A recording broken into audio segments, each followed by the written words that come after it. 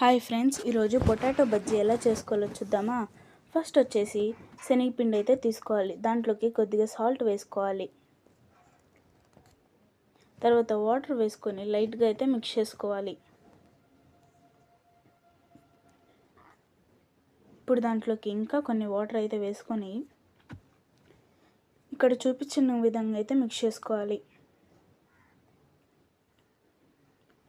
ఇక్కడ చూపించిన విధంగా అయితే పిండి అయితే రావాలి.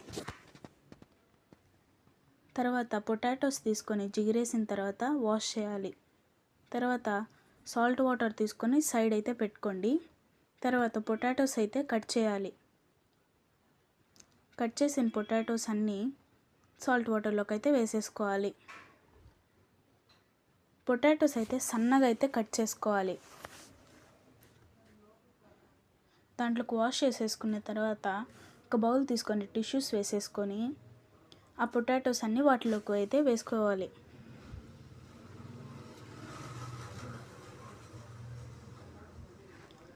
తర్వాత ఇంకొక టిష్యూ తీసుకొని అయితే దానిపైన ప్రెస్ అయితే చేయాలి.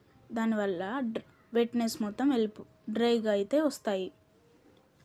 ఇప్పుడు నేను ఒక ట్రయల్ కోసం అయితే ఒక ఆనియన్ అయితే తీసుకున్నాను. తర్వాత ఒక ప్యాన్లోకి ఆయిల్ అయితే వేసేసుకొని ఆ పిండిలో ముంచి అయితే వేసేసుకోవాలి.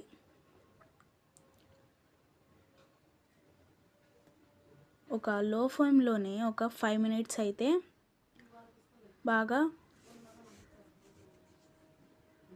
ఉడికించుకోవాలి.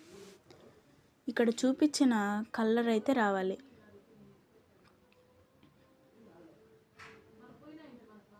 ఇక్కడ టిష్యూస్ అయితే ఆయిల్ మొత్తం అబ్జర్వ్ చేసుకుంటాయి.